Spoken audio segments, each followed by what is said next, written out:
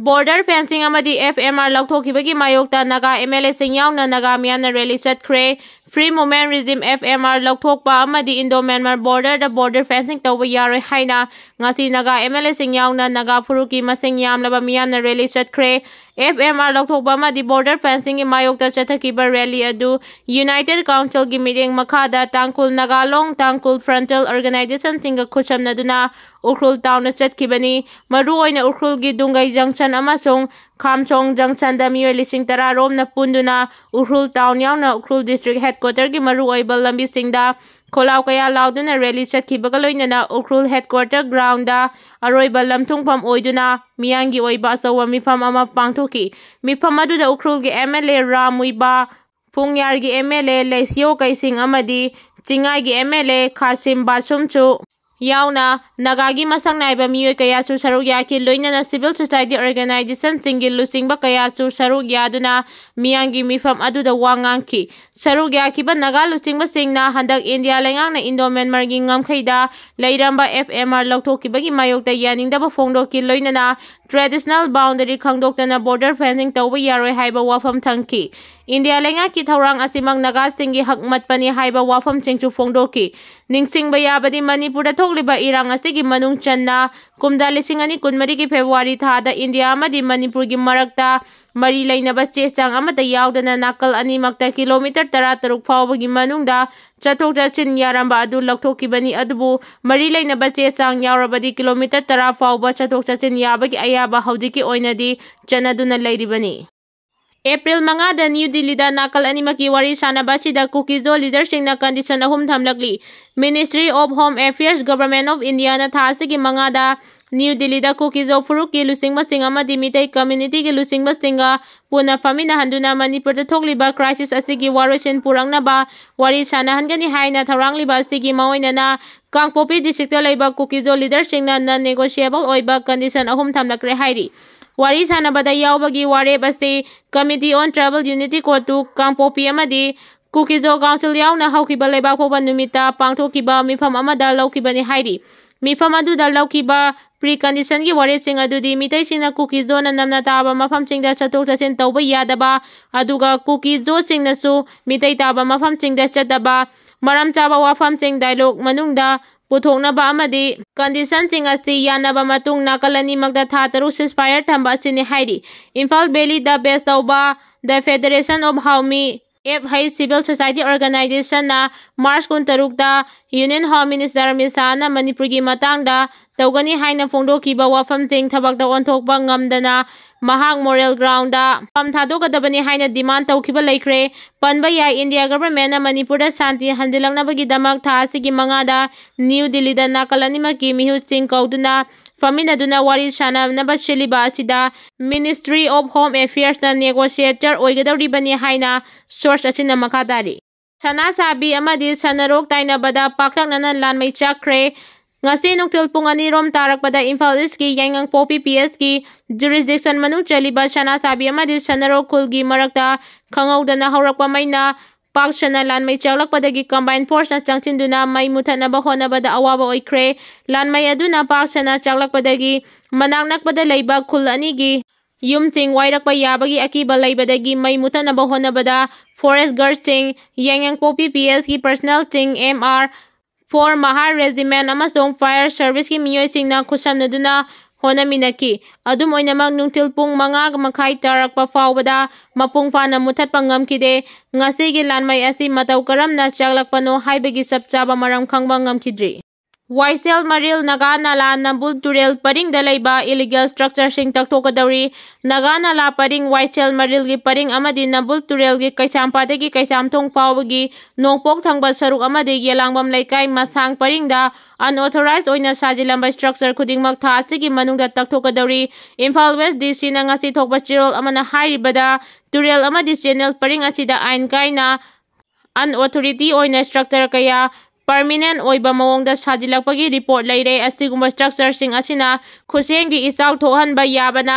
masidagi thingnaba laingangna lokhatpa thorang oina asigumba structure sing athuba matamda takthoknaba thorang lokhale Cleanliness of Imphal City ga mari lainana March 3 pangthokiba ani suba interdepartmental coordination meeting na ꯂꯧꯈꯤꯕ ꯋꯥꯔꯦꯞ ꯑꯃꯒꯤ ꯃꯇꯨꯡ ꯏꯟꯅ ꯍꯥꯏꯔꯤꯕ ꯇꯨꯔꯦꯜ ꯑꯃꯗꯤ channel ꯑꯁꯤꯒꯤ ꯄꯔꯤꯡꯗ ꯂꯥꯟꯅ ꯁꯥꯖꯤꯜꯂꯛꯂꯤꯕꯁꯤꯡꯒꯤ ꯃꯇꯥꯡꯗ ꯁꯔꯚꯦ ꯑꯃ ꯇꯧꯕꯒ ꯂꯣꯏꯅꯅ ꯋꯥꯡꯒꯣꯏ ꯁꯕ ꯗꯤꯚꯤꯖꯟꯒꯤ ꯑꯣꯏꯅ ꯐꯪꯕ ꯔꯤꯄꯣꯔꯠꯇ ꯂꯥꯟꯅ ꯁꯥꯖꯤꯜꯂꯛꯄ ꯀꯟꯁꯇ꯭ꯔꯛꯁꯟ 50 ꯑꯃꯗꯤ ꯂꯝꯐꯦꯜ ꯁꯕ ꯗꯤꯚꯤꯖꯟꯒꯤ ꯐꯪꯕ ꯔꯤꯄꯣꯔꯠꯇ ꯂꯥꯟꯅ ꯁꯥꯖꯤꯜꯂꯛꯄ ꯀꯟꯁꯇ꯭ꯔꯛꯁꯟ 109 ꯃꯁꯛ ꯈꯪꯗꯣꯛꯂꯦ꯫ ꯃꯔꯝ ꯑꯁꯤꯅ ꯍꯥꯏꯔꯤꯕ ꯂꯥꯟꯅ ꯁꯥꯖꯤꯜꯂꯛꯄꯁꯤꯡ ꯑꯁꯤ ꯃꯁꯥ ꯃꯁꯥꯅ ꯊꯥ ꯑꯁꯤꯒꯤ 19 ꯐꯥꯎꯕꯒꯤ ꯃꯅꯨꯡꯗ ꯂꯧꯊꯣꯛꯅꯕ ꯈꯪꯍꯟꯕꯒ ꯂꯣꯏꯅꯅ ꯊꯥ ꯑꯁꯤꯒꯤ 12 ꯐꯥꯎꯕꯒꯤ ꯃꯅꯨꯡꯗ SDOꯁꯤꯡꯗ ꯀꯝꯄ꯭ꯂꯦꯟ ꯇꯧꯔꯛꯅꯕꯁꯨ ꯈꯪꯍꯜꯂꯛꯂꯤ꯫ ꯍꯥꯏꯔꯤꯕ ꯃꯇꯝ ꯑꯁꯤꯒꯤ ꯃꯅꯨꯡꯗ ꯂꯧꯊꯣꯛꯇꯕ ꯇꯥꯔꯕꯗꯤ ꯃꯇꯝ ꯑꯃ ꯍꯦꯛꯇꯗ ꯂꯩꯉꯥꯛꯅ ꯇꯛꯊꯣꯛꯄꯒꯤ ꯊꯕꯛ ꯂꯧꯈꯠꯂꯒꯅꯤ꯫ ꯇꯛꯊꯣꯛꯅꯕꯒꯤ ꯃꯦꯖꯤꯅꯔꯤꯁꯤꯡ ꯋꯥꯇꯔ ꯔꯤꯁꯣꯔꯁ ꯗꯤꯄꯥꯔꯠꯃꯦꯟꯠꯅ ꯄꯨꯊꯣꯛꯀꯅꯤ꯫ ꯇꯛꯊꯣꯛꯄꯒꯤ ꯊꯕꯛ ꯑꯁꯤꯗ ꯏꯝꯐꯥꯜ ꯋꯦꯁ SPꯅ ꯂꯨꯆꯤꯡꯕ ꯅꯨꯄꯤ ꯄꯔꯁꯅꯦꯜꯁꯤꯡ ꯌꯥꯎꯅ ꯃꯇꯤꯛ ꯆꯥꯅ ꯈꯨꯠꯂꯥꯏ ꯄꯥꯏꯕ ꯄꯔꯁꯅꯦꯜꯁꯤꯡꯅ ꯉꯥꯛꯄꯒ ꯂꯣꯏꯅꯅ ꯃꯔꯤ ꯂꯩꯅꯕ SDOꯁꯤꯡꯁꯨ ꯁꯔꯨꯛ ꯌꯥꯒꯅꯤ ꯍꯥꯏꯔꯤ꯫ ꯃꯅꯤꯄꯨꯔꯒꯤ ꯑꯦꯛꯁ-CM ꯑꯦꯟ ꯕꯤꯔꯦꯟ ꯁꯤꯡꯍꯒꯤ ꯐꯦꯁꯕꯨꯛ ꯄꯣꯁꯇꯒꯤ ꯑꯞꯗꯦꯠ ꯂꯧꯈꯠꯆꯒꯦ꯫ Imphal ring road cement concrete road hill district headquarter cement concrete road ꯋꯥꯅ ꯐꯟꯗꯤꯡ ꯐꯪꯕ ꯄ꯭ꯔꯣꯖꯦꯛꯠꯁꯤꯡꯅꯤ꯫ ꯃꯥꯏꯅꯁꯇ ꯊꯕꯛ ꯂꯧꯔꯒ ꯃꯥꯡꯍꯟꯕꯤꯒꯅꯨ, ꯃꯤꯌꯥꯝꯅ ꯁꯦꯟꯅꯕꯤꯌꯨ꯫ ꯂꯨꯋꯥꯡꯊꯦꯝ ꯃꯨꯀꯦꯁ ꯃꯥꯡꯈꯤꯕꯒ ꯃꯔꯤ ꯂꯩꯅꯅ ꯋꯥꯀꯠ ꯃꯤꯐꯝ ꯆꯠꯊꯈ꯭ꯔꯦ꯫ ꯃꯃꯥꯡ ꯊꯥ ꯃꯥꯔꯆ 16ꯇꯒꯤ ꯊꯤꯕ ꯈꯪꯗꯅ ꯂꯩꯔꯤꯕ ꯂꯨꯋꯥꯡꯊꯦꯝ ꯃꯨꯀꯦꯁꯀꯤ ꯃꯇꯥꯡꯗ ꯌꯥꯅꯤꯡꯗꯕ ꯐꯣꯡꯗꯣꯛꯇꯨꯅ ꯋꯥꯀꯠ ꯃꯤꯐꯝ ꯆꯠꯊꯈ꯭ꯔꯦ꯫ ꯀ꯭ꯋꯥꯀꯩꯊꯦꯜ ꯑꯈꯥꯝ ꯂꯩꯀꯥꯏ ꯌꯨꯊ ꯀ꯭ꯂꯕ ꯑꯃꯗꯤ ꯀ꯭ꯋꯥꯀꯩꯊꯦꯜ ꯑꯈꯥꯝ ꯂꯩꯀꯥꯏ ꯆꯥꯎꯈꯠ ꯊꯧꯔꯥꯡ ꯑꯄꯨꯟꯕ ꯈꯨꯟꯅꯥꯏ ꯅꯨꯄꯤ ꯂꯨꯞꯅ ꯁꯤꯟꯗꯨꯅ ꯀ꯭ꯋꯥꯀꯩꯊꯦꯜ ꯑꯈꯥꯝ ꯂꯩꯀꯥꯏ ꯀꯝꯃ꯭ꯌꯨꯅꯤꯇꯤ ꯍꯣꯜꯗ ꯆꯠꯊꯈꯤꯕ ꯋꯥꯀꯠ ꯃꯤꯐꯝ ꯑꯗꯨꯗ ꯑꯊꯨꯕ ꯃꯇꯝꯗ ꯑꯦꯜ ꯃꯨꯀꯦꯁ ꯏꯃꯨꯡ ꯃꯅꯨꯡꯗ ꯁꯤꯟꯅꯧ, ꯁꯦꯀ꯭ꯌꯨꯔꯤꯇꯤꯅ ꯆꯞ ꯆꯥꯕ ꯑꯦꯛꯁꯟ ꯂꯧꯈꯠꯂꯨ, ꯃꯤꯆꯝ ꯃꯤꯌꯥꯝꯒꯤ ꯄꯨꯟꯁꯤ ꯀꯟꯁꯤ ꯍꯥꯏꯕ ꯄ꯭ꯂꯦꯀꯥꯔꯗꯁꯤꯡ ꯁꯤꯖꯤꯟꯅꯈꯤ꯫ ꯋꯥꯀꯠ ꯃꯤꯐꯝ ꯑꯗꯨꯒ ꯃꯔꯤ ꯂꯩꯅꯅ ꯀ꯭ꯋꯥꯀꯩꯊꯦꯜ ꯑꯈꯥꯝ ꯂꯩꯀꯥꯏ ꯆꯥꯎꯈꯠ ꯊꯧꯔꯥꯡ ꯑꯄꯨꯟꯕ ꯈꯨꯟꯅꯥꯏ ꯅꯨꯄꯤ ꯂꯨꯞꯀꯤ ꯁꯦꯀ꯭ꯔꯦꯇꯔꯤ ꯕꯁꯄꯇꯤ ꯃꯌꯨꯝ ꯁꯥꯟꯇꯤꯅ ꯑꯦꯜ ꯃꯨꯀꯦꯁ ꯃꯐꯝ ꯈꯪꯗꯅ ꯂꯩꯔꯤꯕ ꯑꯁꯤ PR ꯂꯩꯉꯥꯛꯅ ꯑꯊꯨꯕ ꯃꯇꯝꯗ ꯊꯤꯗꯣꯛꯇꯨꯅ ꯃꯍꯥꯛꯄꯨ ꯇꯦꯛꯇ ꯀꯥꯏꯗꯅ ꯏꯃꯨꯡ ꯃꯅꯨꯡꯗ ꯁꯤꯟꯅꯧ꯫ ꯍꯧꯖꯤꯛ ꯐꯥꯎꯕꯗ ꯃꯅꯤꯄꯨꯔꯒꯤ ꯏꯔꯥꯡ ꯑꯁꯤꯅ ꯃꯔꯝ ꯑꯣꯏꯔꯒ ꯊꯤꯕ ꯈꯪꯗꯅ ꯂꯩꯔꯤꯕ ꯃꯤꯑꯣꯏꯕꯒꯤ ꯃꯁꯤꯡ ꯌꯥꯝꯁꯤꯜꯂꯛꯂꯦ꯫ ꯃꯁꯤꯅ ꯃꯃꯥ ꯑꯣꯏꯕꯤꯁꯤꯡꯅ ꯌꯦꯡꯗꯨꯅ ꯂꯩꯕ ꯉꯝꯂꯣꯏ ꯍꯥꯏꯈꯤ꯫ KCP PWGꯒꯤ ꯅꯨꯄꯤ ꯃꯦꯝꯕꯔ ꯈꯣꯏꯔꯣꯝ ꯗꯤꯞꯁꯤꯌꯥ ꯗꯦꯕꯤ ꯑꯦꯂꯥꯏꯁ ꯏꯔꯨꯡꯉꯥꯟꯕꯤ ꯆꯍꯤ 33 ꯍꯥꯎꯕ ꯃꯔꯛ ꯂꯧꯔꯦꯡꯕꯝ ꯂꯩꯀꯥꯏꯗꯩ ꯊꯣꯡꯖꯨ ꯄꯥꯔꯠ 2 ꯂꯩꯔꯛ ꯃꯆꯥꯗꯩ ꯐꯥꯔꯦ ꯍꯥꯏꯔꯤ꯫ ꯌꯨꯝꯐꯝ ꯁꯦꯡꯗꯕ 2002ꯒꯤ ꯁꯦꯟꯁꯁ ꯔꯤꯄꯣꯔꯠꯀꯤ ꯃꯇꯨꯡ ꯏꯟꯅ ꯗꯤꯂꯤꯃꯤꯇꯦꯁꯟ ꯑꯦꯛ 2002ꯒꯤ ꯃꯅꯤꯄꯨꯔꯗ ꯇꯧꯕꯤꯒꯅꯨ ꯍꯔꯦꯁ꯭ꯋꯔ ꯒꯣꯝꯁꯥꯃꯤ꯫ ꯚꯥꯔꯠ ꯂꯩꯉꯥꯛꯅ ꯗꯤꯂꯤꯃꯤꯇꯦꯁꯟꯒꯤ ꯊꯕꯛ ꯄꯥꯏꯈꯠꯀꯅꯤ ꯍꯥꯏꯔꯤꯕ ꯑꯁꯤ ꯑꯆꯨꯝꯕ ꯁꯦꯟꯁꯁꯇ ꯌꯨꯝꯐꯝ ꯑꯣꯏꯔꯒ ꯗꯤꯂꯤꯃꯤꯇꯦꯁꯟꯒꯤ ꯊꯕꯛ ꯄꯥꯡꯊꯣꯛꯍꯟꯅꯤꯡꯉꯦ ꯍꯥꯏꯅ ꯃꯅꯤꯄꯨꯔ ꯄ꯭ꯔꯗꯦꯁ ꯀꯣꯡꯒ꯭ꯔꯦꯁ ꯀꯃꯤꯇꯤ MPCCꯒꯤ ꯆꯤꯐ ꯁ꯭ꯄꯣꯛꯄꯔꯁꯟ ꯍꯔꯦꯁ꯭ꯋꯔ ꯒꯣꯝꯁꯥꯃꯤꯅ ꯐꯣꯡꯗꯣꯛꯈ꯭ꯔꯦ꯫ ꯉꯁꯤ ꯏꯝꯐꯥꯜꯒꯤ ꯀꯣꯡꯒ꯭ꯔꯦꯁ ꯚꯕꯟꯗ MPCCꯒꯤ vice president Senjam Bidyapati, general secretary administration S. Jiten,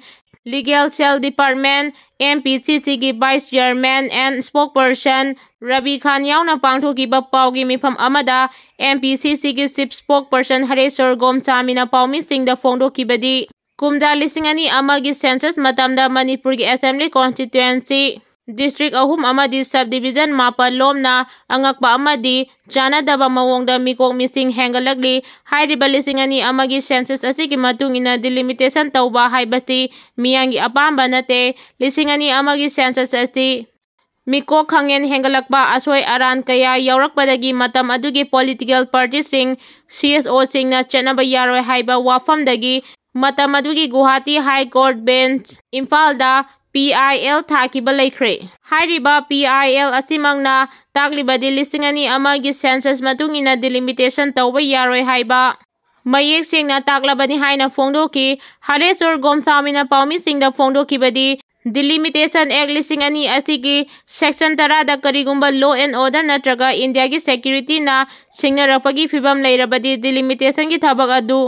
ꯗꯤꯐꯔ ꯇꯧꯕ ꯌꯥꯏ ꯍꯥꯏꯕꯒꯤ ꯋꯥꯐꯝ ꯑꯃ ꯌꯥꯎꯔꯤ꯫ ꯃꯔꯝ ꯑꯗꯨꯅ ꯌꯨꯝꯐꯝ ꯁꯦꯡꯗꯕ 2002ꯒꯤ ꯁꯦꯟꯁꯁ ꯔꯤꯄꯣꯔꯠꯀꯤ ꯃꯇꯨꯡ ꯏꯟꯅ ꯗꯤꯂꯤꯃꯤꯇꯦꯁꯟ ꯑꯦꯛ 2002ꯒꯤ ꯃꯅꯤꯄꯨꯔꯗ ꯇꯧꯕꯤꯒꯅꯨ, ꯑꯆꯨꯝꯕ ꯑꯁꯦꯡꯕ ꯁꯦꯟꯁꯁꯇ ꯌꯨꯝꯐꯝ ꯑꯣꯏꯔꯒ ꯗꯤꯂꯤꯃꯤꯇꯦꯁꯟꯒꯤ ꯊꯕꯛ ꯄꯥꯏꯈꯠꯅꯕ ꯃꯍꯥꯛꯅ ꯐꯣꯡꯗꯣꯛꯈꯤ꯫ ꯂꯣꯏꯅꯅ ꯑꯆꯨꯝꯕ ꯗꯤꯂꯤꯃꯤꯇꯦꯁꯟ ꯇꯧꯅꯕꯒꯤ ꯃꯇꯥꯡꯗ MPCCꯅ ꯂꯧꯕ ꯌꯥꯕ ꯊꯧꯗꯥꯡꯁꯨ ꯆꯞ ꯆꯥꯅ ꯂꯧꯒꯅꯤ ꯍꯥꯏꯈꯤ꯫ ꯒꯥꯔꯤꯁꯤꯡꯗꯒꯤ ꯅꯝꯗꯨꯅ ꯁꯦꯜ ꯈꯥꯏꯕꯅꯤ ꯍꯥꯏꯕ ꯃꯤꯑꯣꯏ 2 ꯐꯥꯔꯦ꯫ ꯏꯝꯐꯥꯜ ꯋꯦꯁ ꯗꯤꯁꯇ꯭ꯔꯤꯛꯀꯤ ꯁꯦꯡꯃꯥꯏ ꯑꯦꯔꯤꯌꯥꯗ ꯒꯥꯔꯤꯁꯤꯡꯗꯒꯤ ꯅꯝꯗꯨꯅ ꯁꯦꯜ ꯂꯧꯕꯗ ꯆꯦꯟꯅꯕ ꯃꯤꯑꯣꯏ 2 ꯉꯔꯥꯡ ꯄꯨꯂꯤꯁꯀꯤ ꯀꯥꯡꯕꯨꯅ ꯐꯥꯔꯦ ꯍꯥꯏꯔꯤ꯫ ꯐꯥꯔꯕ ꯃꯤꯑꯣꯏ ꯑꯅꯤ ꯑꯗꯨꯗꯤ ꯋꯥꯍꯦꯡꯕꯝ ꯄꯤꯅꯥꯟꯇꯥ ꯁꯤꯡ ꯆꯍꯤ 95 ꯂꯩꯐꯝ ꯄꯦꯂꯦꯁ ꯀꯝꯄꯥꯎꯟꯗ ꯍꯩꯅꯧ ꯃꯈꯣꯡ ꯃꯌꯥ ꯑꯃꯗꯤ ꯍꯤꯖꯝ ꯒꯣꯒꯣꯕ ꯁꯤꯡ ꯑꯦꯂꯥꯏꯁ ꯒꯣꯒꯣ ꯆꯍꯤ 94 ꯀꯧꯏ ꯂꯩꯐꯝ ꯋꯥꯡꯈꯩ ꯅꯤꯡꯊꯦꯝ ꯄꯨꯈ꯭ꯔꯤ ꯃꯄꯥꯜ ꯏꯝꯐꯥꯜ ꯏꯁꯅꯤ ꯃꯈꯣꯏ ꯑꯅꯤ ꯄꯣꯔꯣꯝꯄꯥꯠ ꯄꯨꯂꯤꯁ ꯁ꯭ꯇꯦꯁꯟꯒꯤ ꯃꯅꯨꯡ ꯆꯟꯅ ꯂꯩꯕ ꯋꯥꯡꯈꯩ ꯀꯩꯊꯦꯜ ꯑꯁꯥꯡꯕꯤ ꯑꯃꯗꯤ ꯋꯥꯡꯈꯩ ꯅꯤꯡꯊꯦꯝ ꯄꯨꯈ꯭ꯔꯤ ꯃꯄꯥꯜꯗꯒꯤ ꯐꯥꯕꯅꯤ ꯍꯥꯏꯔꯤ ꯃꯈꯣꯏꯗꯒꯤ ꯃꯣꯕꯥꯏꯜ ꯍꯦꯟꯗꯁꯦꯠ ꯑꯅꯤ 4-wheeler ꯑꯃ ꯐꯥꯒꯠꯄ ꯉꯝꯂꯦ ꯍꯥꯏꯔꯤ ꯑꯃꯔꯣꯝꯗ ꯉꯔꯥꯡ ꯑꯥꯏꯟꯅ ꯊꯤꯡꯈ꯭ꯔꯕ ꯃꯅꯤꯄꯨꯔꯒꯤ ꯂꯥꯜ ꯍꯧꯂꯨꯞ ꯑꯃ ꯑꯣꯏꯔꯤꯕ ꯄ꯭ꯔꯤꯄꯥꯛ ꯄ꯭ꯔꯣꯒ꯭ꯔꯦꯁꯤꯚꯀꯤ ꯂꯥꯟꯃꯤ ꯑꯃꯁꯨ ꯀꯛꯆꯤꯡ ꯗꯤꯁꯇ꯭ꯔꯤꯛꯀꯤ ꯃꯅꯨꯡ ꯆꯟꯅ ꯑꯥꯏꯍꯥꯡ ꯚꯤꯂꯦꯖ ꯋꯦꯇꯤꯡ ꯁꯦꯠ ꯃꯌꯥꯗꯒꯤ ꯄꯨꯂꯤꯁꯀꯤ ꯇꯤꯝ ꯑꯃꯅ ꯐꯥꯔꯦ ꯍꯥꯏꯔꯤ ꯐꯥꯔꯕ ꯄ꯭ꯔꯤꯄꯥꯛ ꯄ꯭ꯔꯣꯒꯤ ꯂꯥꯟꯃꯤ ꯑꯁꯤꯒꯤ ꯃꯃꯤꯡ ꯃꯣꯏꯔꯥꯡꯊꯦꯝ ꯔꯣꯁꯟ ꯁꯤꯡ ꯆꯍꯤ 90 ꯀꯧꯏ ꯀꯛꯆꯤꯡ ꯗꯤꯁꯇ꯭ꯔꯤꯛꯀꯤ ꯆꯥꯏꯔꯦꯜ ꯑꯋꯥꯡ ꯂꯩꯀꯥꯏꯗꯒꯤꯅꯤ ꯃꯤꯑꯣꯏ ꯑꯁꯤ ꯀꯛꯆꯤꯡ ꯗꯤꯁꯇ꯭ꯔꯤꯛꯀꯤ ꯋꯥꯡꯉꯨ ꯆꯥꯏꯔꯦꯜ ꯑꯃꯗꯤ ꯄꯥꯡꯒꯜꯇꯥꯕꯤ ꯑꯦꯔꯤꯌꯥꯗ ꯂꯩꯕ ꯃꯤꯌꯥꯝꯗꯒꯤ ꯑꯃꯗꯤ ꯇꯣꯉꯥꯟ ꯇꯣꯉꯥꯟꯕ ꯏꯟꯁꯇꯤꯇ꯭ꯌꯨꯠꯁꯤꯡꯗꯒꯤ ꯅꯝꯗꯨꯅ ꯁꯦꯜ ꯈꯥꯏꯕꯗ ꯆꯦꯟꯅꯕ ꯃꯤꯑꯣꯏꯅꯤ ꯍꯥꯏꯕ ꯈꯪꯕ ꯉꯝꯂꯦ ꯃꯉꯣꯟꯗꯒꯤ ꯃꯣꯕꯥꯏꯜ ꯐꯣꯟ ꯑꯃ ꯐꯪꯕ ꯉꯝꯂꯦ ꯍꯥꯏꯔꯤ